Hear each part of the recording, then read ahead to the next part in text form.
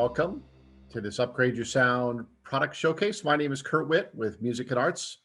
I'm really excited to spend some time talking about the world-renowned Buffet Clarinet line. We have a special guest joining us from Buffet, Clarinet product manager Matt Vance. Matt is here to discuss a couple of key models, share some unique insights into what makes Buffet Clarinets special, and of course, answer any questions that might come along during the presentation.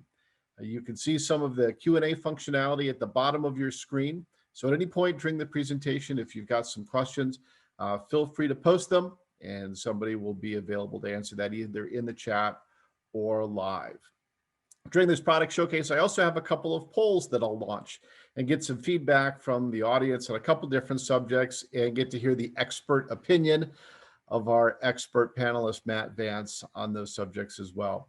Buffet clarinets have long been the first choice for professionals, teachers, advancing students alike.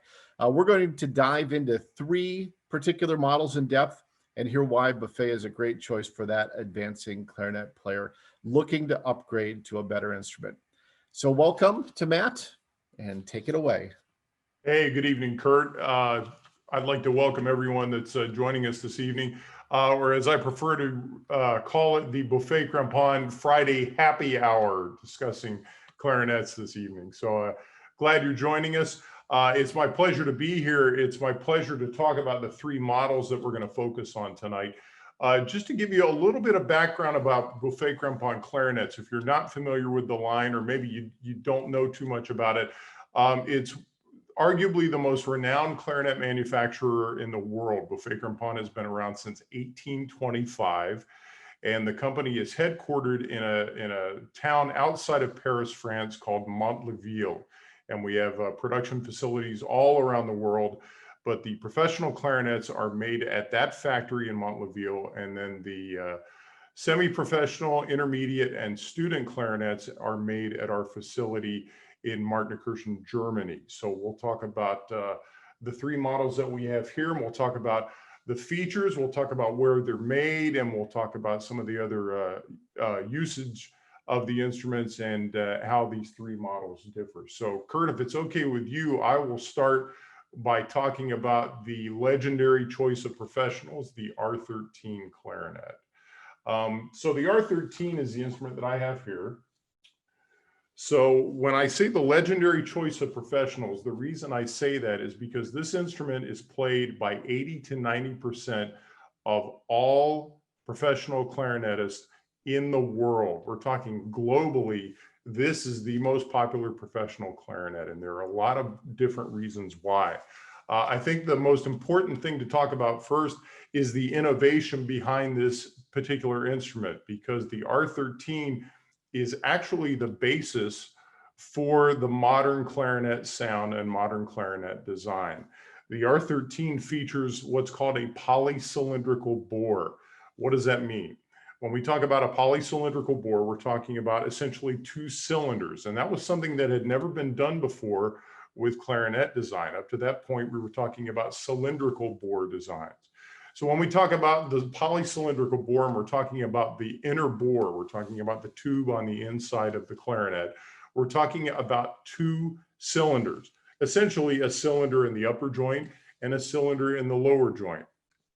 And this was something that was pioneered in 1955 by a legendary acoustician at Buffet Clarinets. His name was Robert Carré, and he came up with the idea for the polycylindrical bore. This bore design is now the basis of clarinet design, not only for all Buffet Clarinets clarinet models, it's also the basis of design for clarinet models from other manufacturers as well. So it really took hold in 1955 and gave rise to what a lot of people refer to as the Buffet Clarinets ring to the sound that we talk about.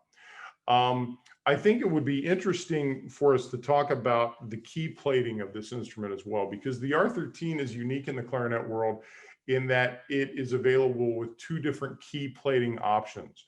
The one that I have here that I'm showing you now and that I'll play for you in just a second, this has nickel plated key work. You can also get this clarinet with silver plated key work, as you can see on these other two instruments that have silver plated keys. What's the difference? Why do we have those two options available? Well, there are a couple of different reasons. One of them has to do with acoustics and vibration. When we talk about a clarinet, or really we talk about any musical instrument, we talk about the instrument vibrating or resonating when we put air through the horn.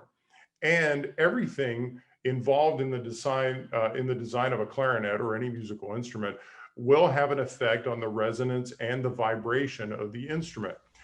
When we talk about nickel-plated keys versus silver-plated keys, those two plating materials are going to give a different resonance and a different vibration.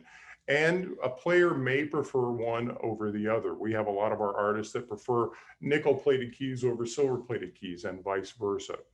Another thing that you'll find with the key plating on the R13 is the feel of the instrument.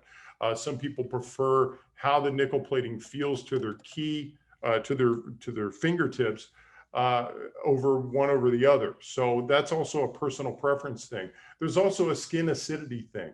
There's an element to where if someone has acidic skin, it can react with one of the platings more than the other. So that's something to consider when you're looking at a potential purchase of an R13 clarinet. Now, as Kurt and I were laughing about on the preview to the show, I'm primarily a saxophone player. I double on clarinet.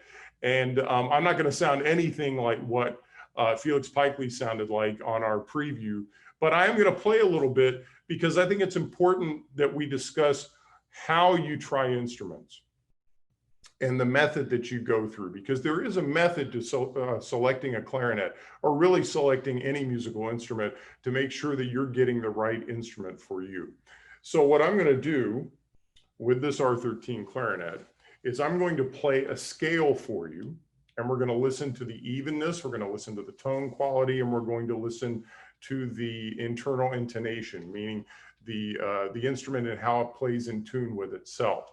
And then I also might play a little melodic excerpt that gives me an idea of the flexibility of the instrument. So let's start out with just an F major scale. This is a concert E flat scale, and I'm going to play it 3 octaves. I picked this scale because of the ability to play 3 octaves. This will give me a good idea of the sound and the response in the low register, in the medium register, and up into the altissimo register. So here we go.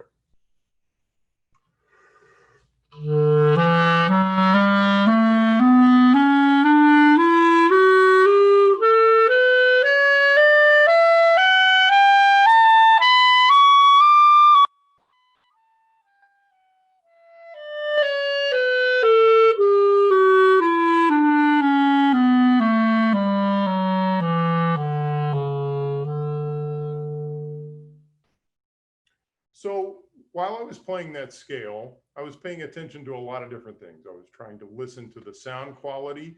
Does the sound and the tone quality of the clarinet, is it consistent from register to register? I'm also paying attention to the tuning of the instrument. Does it play in tune with itself?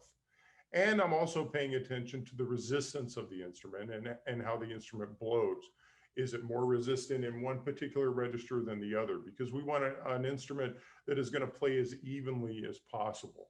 So these are all things that I'm thinking about and listening to and paying attention to while I'm playing this particular scale. So Matt, is it important to have a couple of other people maybe listening to you at the same time? Because your perception in your space is one thing, but what somebody might hear standing 6 feet in front of you could be an entirely different thing. And that's important, isn't it, to hear that feedback too? Kurt, that's a great point.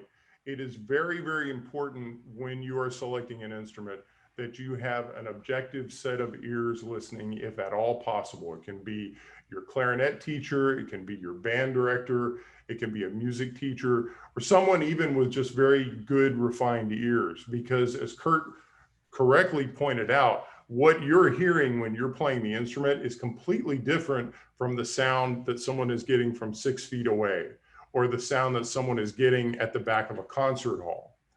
So I think that's a terrific point, Kurt, that you want to have someone that is going to give you objective feedback of the instrument, where they're actually in front of the instrument and they're able to listen to the sound quality and the projection and all those acoustic qualities. Yeah, Matt, of the things that you pointed out, the evenness of tone and the intonation, that's something that a premium handcrafted instrument like the R13 should really excel at. The tone from low register to high register is going to be very consistent, and the evenness of tone from note to note is going to be very consistent. Is that one of the things that you're listening for?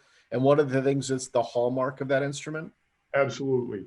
One of the things that people often forget when we're talking about an R13 or any wood clarinet is the fact that this is an instrument made out of African blackwood. And it's a material that varies and changes as the instrument is played. So I think it's a good idea when you are selecting a new clarinet for yourself, if you're able to play a couple or two or three or four of the same model so you can compare them. Because I'll tell you that if you had two or three R13s lined up next to each other, they're all going to play a little bit differently. And that's the beauty of the clarinet, actually. That's a good thing because each instrument is going to offer you different qualities as far as the sound and the response.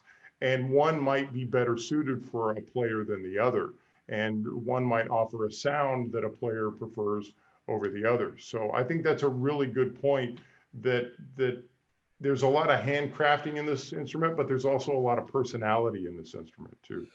For many students, stepping up to a wood clarinet as their next step above a student instrument, there could also be a little extra care and maintenance to that wood clarinet, because it might take a little extra care and feeding of sorts. Talk to us a little bit, Matt, about what is involved with the care and maintenance of a wood clarinet.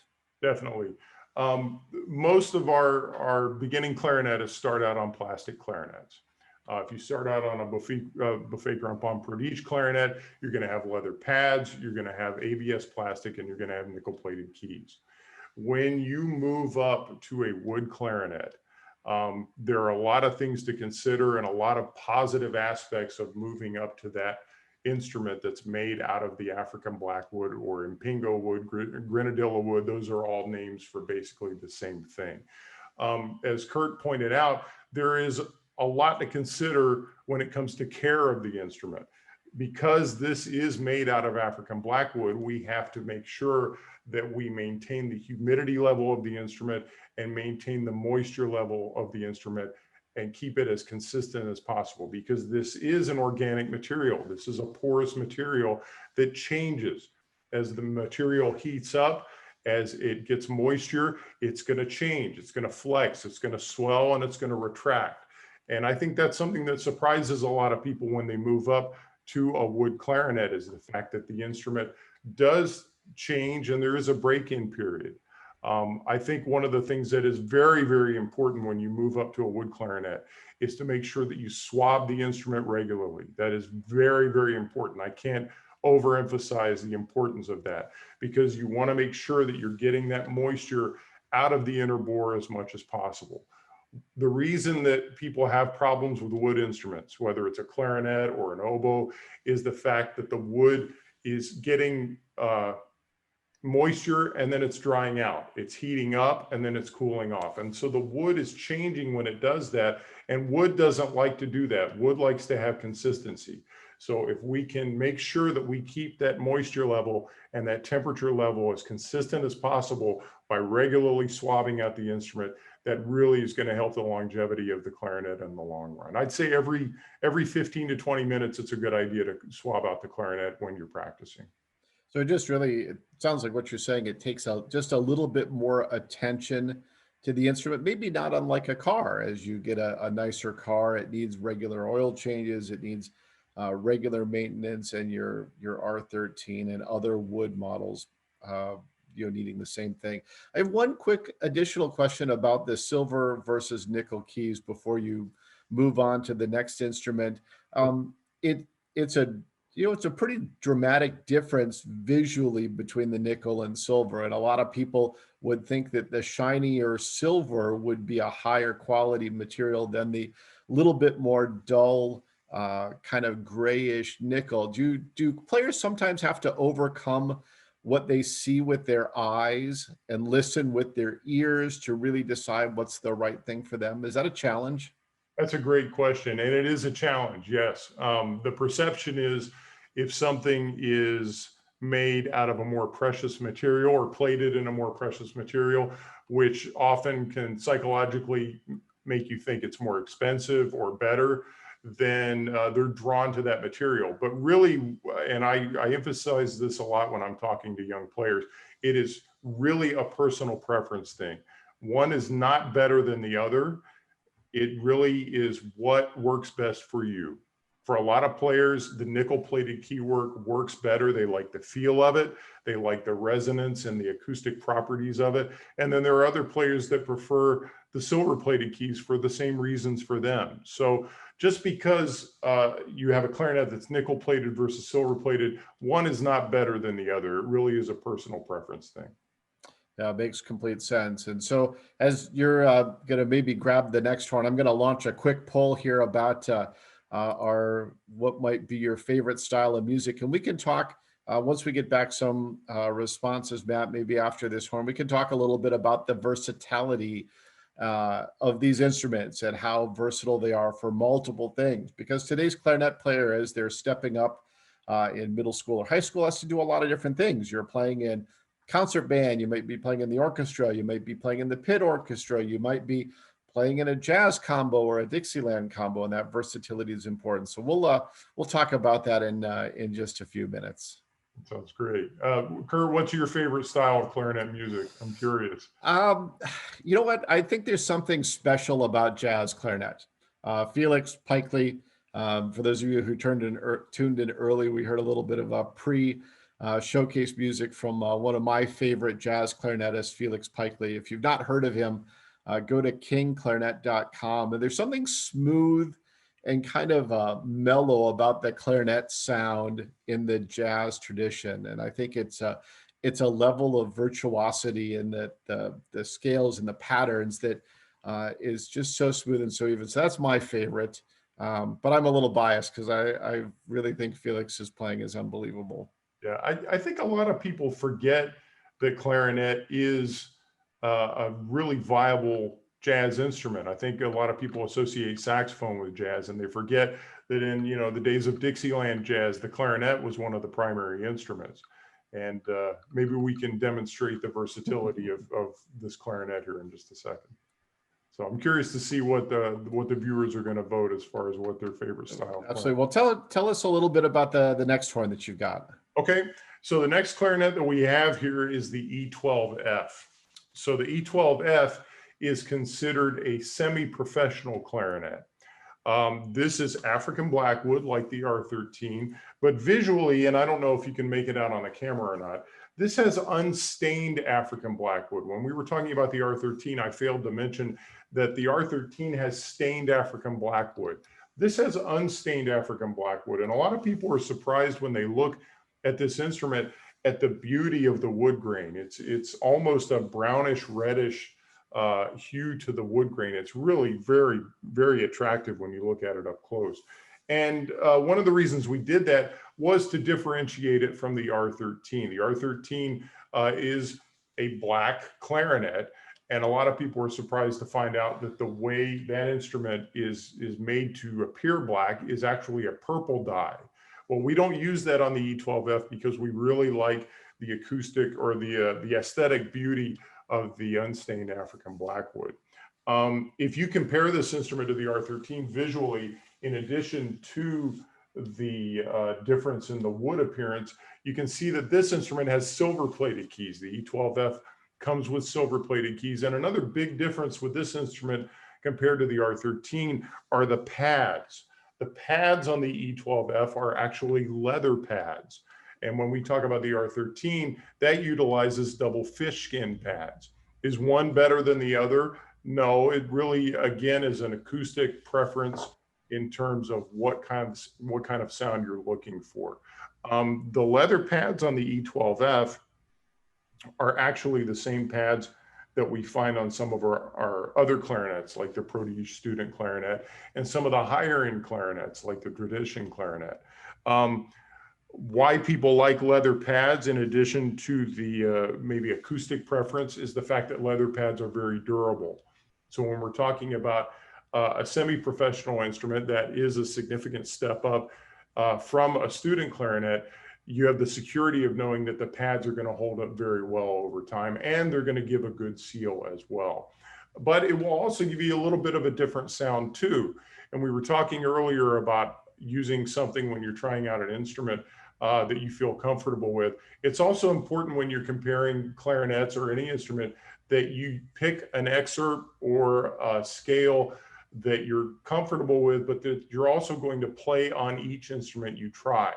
Why do you want to do that? Because you want a common frame of reference. You want to be able to hear the same thing on every instrument that you play so you can compare them apples to apples. So if we're going to do that, why don't we take that same scale that I played on the R13, the F major scale, which is concert E flat, and let's see if it sounds a little bit different and it responds a little bit different on this instrument.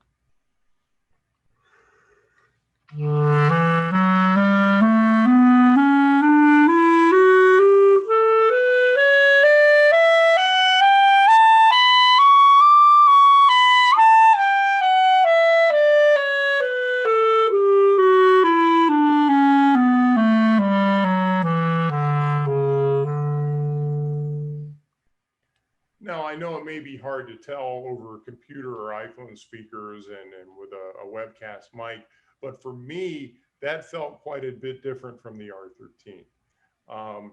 The evenness was different. It wasn't better or worse, it was just different. It was a different blow for me as far as putting air into the instrument and as far as the tuning of the instrument. But it felt very familiar and similar to the R13 in a lot of ways. And one of the reasons that is that when we referenced the polycylindrical bore earlier in the webcast, this instrument utilizes the same bore design as the R13. The big difference is that this bore is slightly larger than what we find on the R13. Why is that significant? Well, there are a couple of different reasons. Number one, if you have a slightly larger bore, what is that going to do to the resistance of the instrument? It's going to make it a little less resistant, a little freer blowing, which can be appealing to younger players or saxophonists like me that prefer something that has a little less resistance. The R13 has a slightly smaller bore, so it's going to give you more resistance, and it's going to make the sound a little more focused and possibly aid projection as well. So the E12F is a phenomenal intermediate semi-professional clarinet.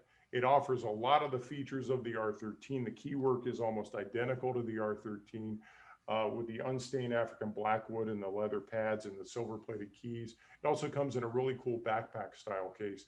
I think it's a really terrific option for someone that's maybe not quite ready to jump up to the price bracket of the R13 professional clarinet.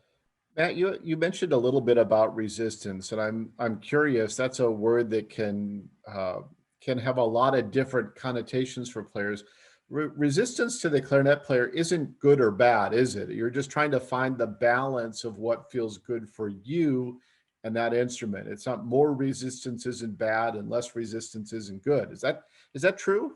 Yeah, absolutely, Kurt. When we talk about resistance, I think sometimes the word resistance has a negative connotation. When we're talking about it with musical instruments and specifically with clarinet, it's just an aspect of how the instrument responds and how it plays. Again, it's not a good or a bad thing.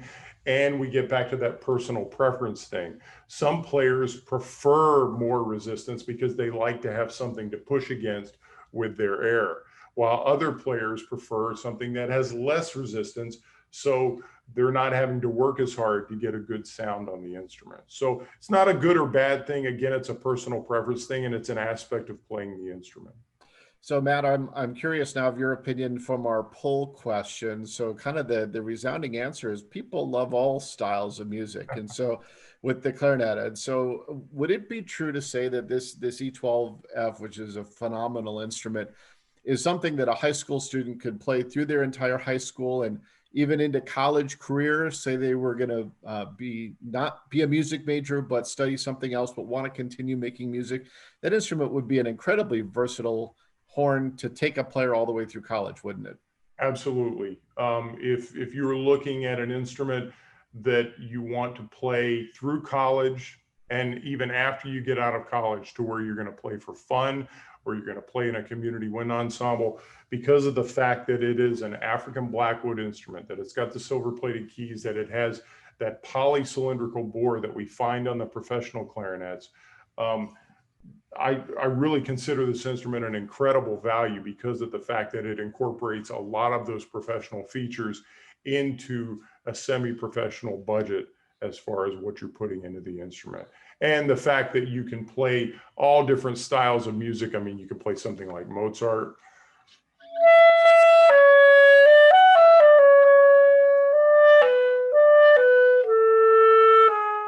or you can play Charlie Parker.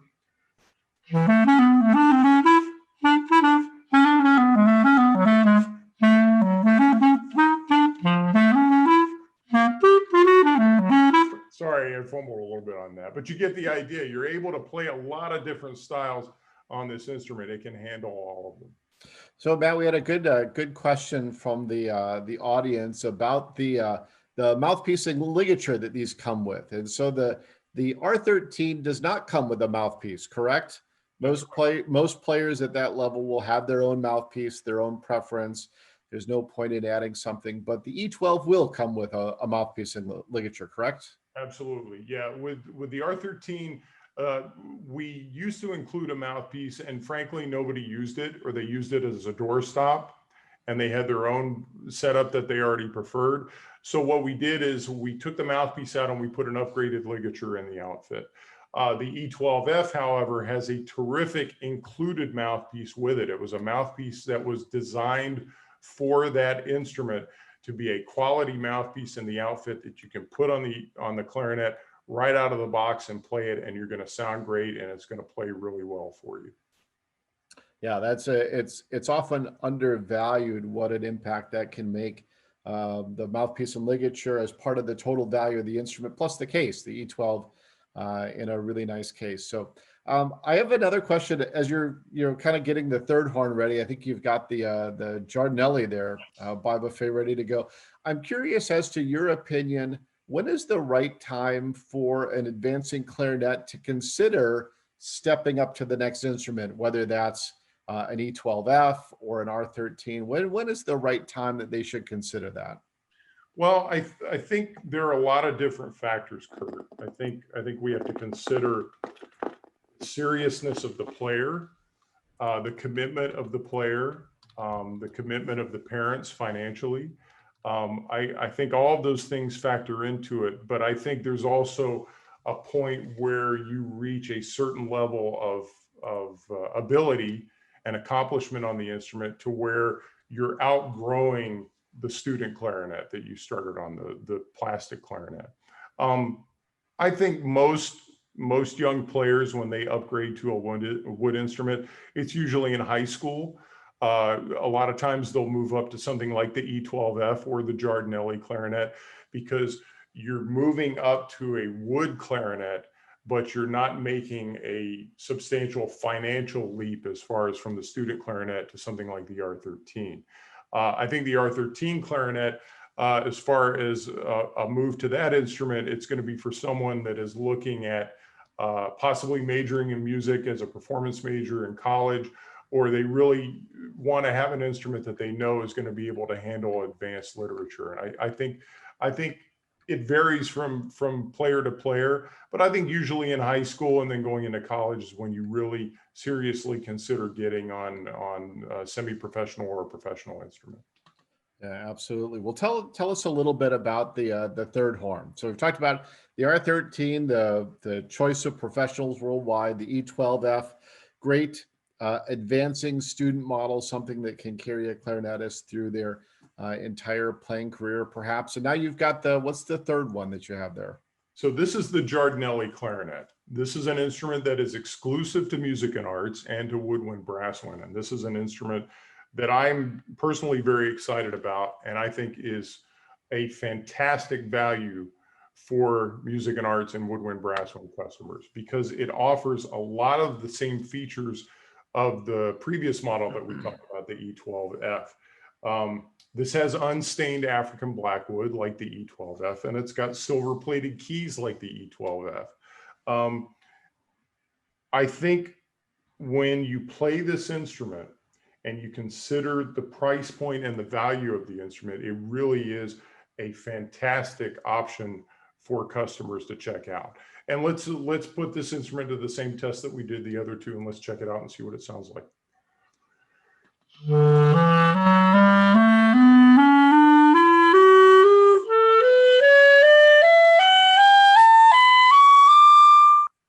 What I can tell you right off the bat as I'm playing this scale is that it is extremely even.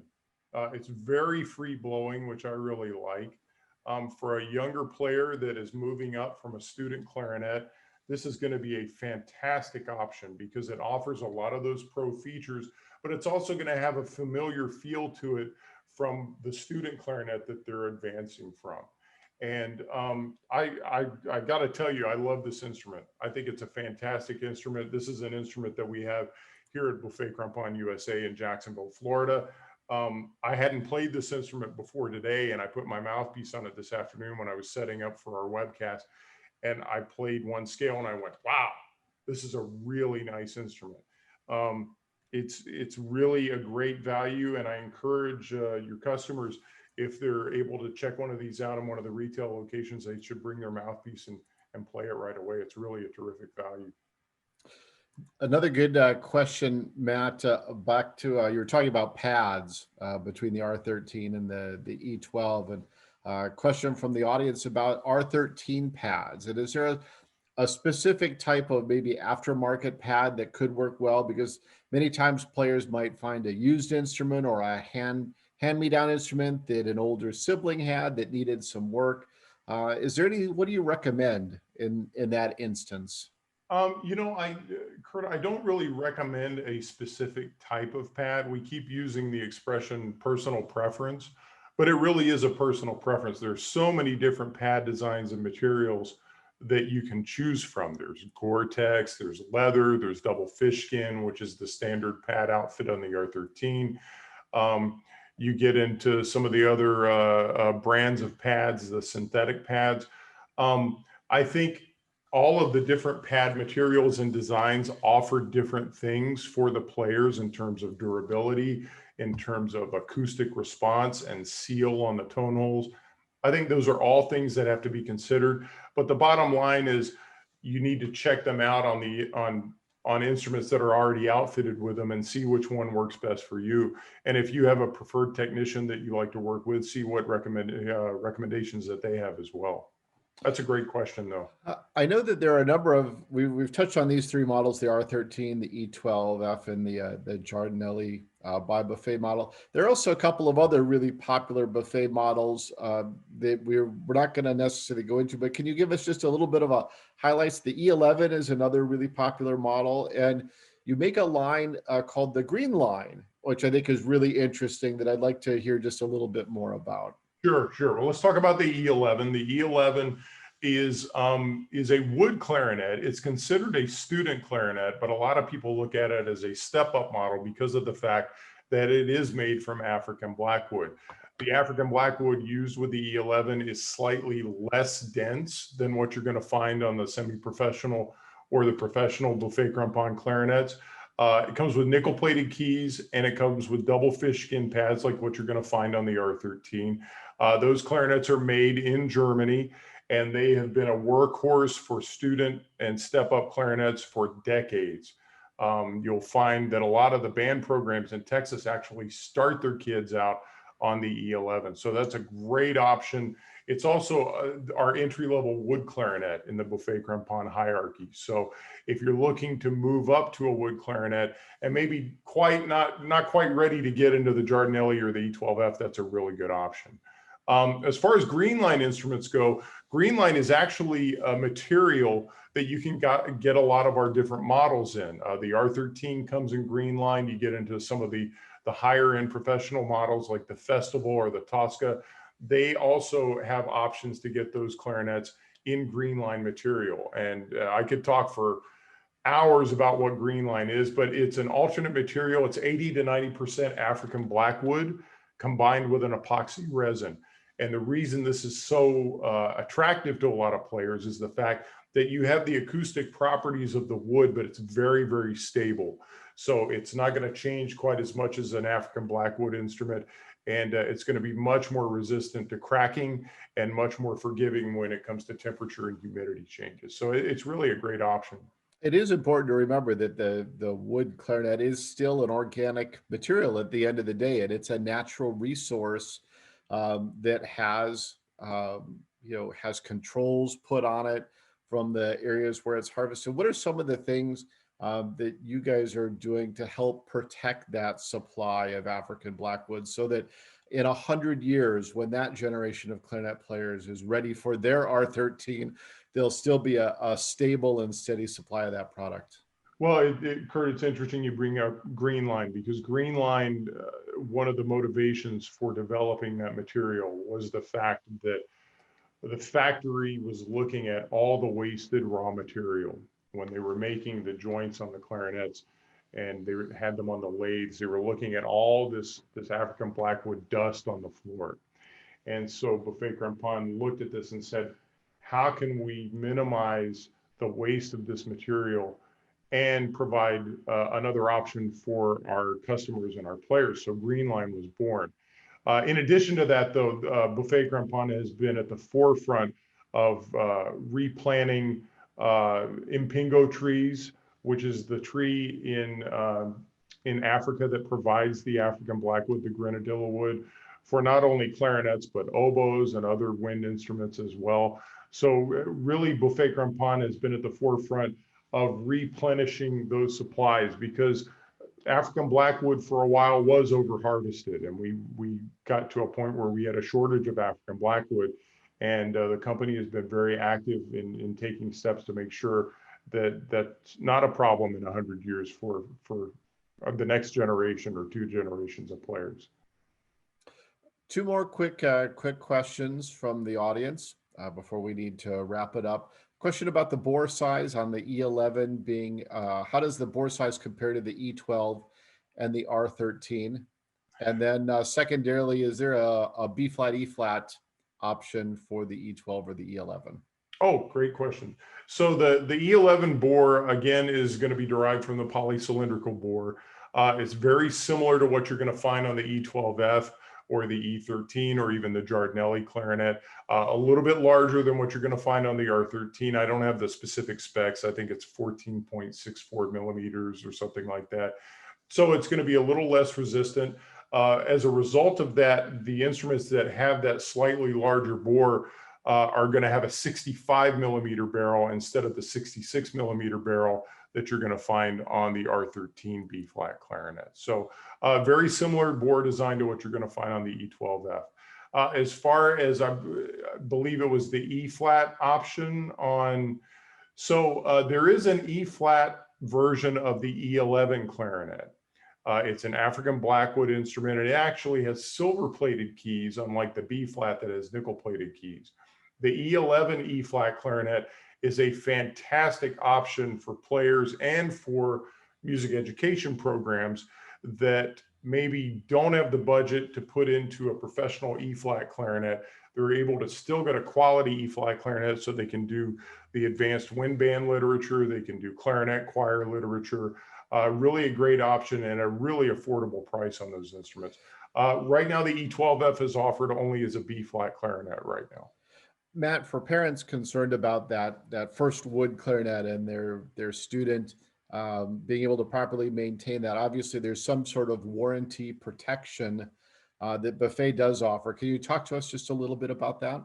Sure. So we realize that because this is a porous material, Kurt, I laugh with customers, and they laugh when I tell them this, but it's the truth. The clarinet is learning how to be a clarinet. When this tree grew into the tree that was harvested for the clarinet, it was not designed to be this instrument. So the instrument is learning how to be a clarinet because it is a porous material that changes as it's heated up and cooled off and moisture is blown through it. There will occasionally be issues to where you might have a surface crack or a crack on the inner bore. In those cases within the warranty period, and it varies from model to model, of course, we will work with our customers on that. If there is a problem with a crack, you go to your music and arts location and you work with them. They work with us as far as filing a warranty claim, and then we get you squared away. Very good. An important peace of mind when it comes to that first wood step-up clarinet. Absolutely. So Matt, I'd like to thank you for joining us today. This was just amazing, and this showcase on Buffet Clarinets. I think everybody will agree that these are some unbelievable instruments, and it's no surprise that, as you mentioned, they're played by more than 80% of the world's professional clarinet players. It's just an absolutely unbelievable statistic.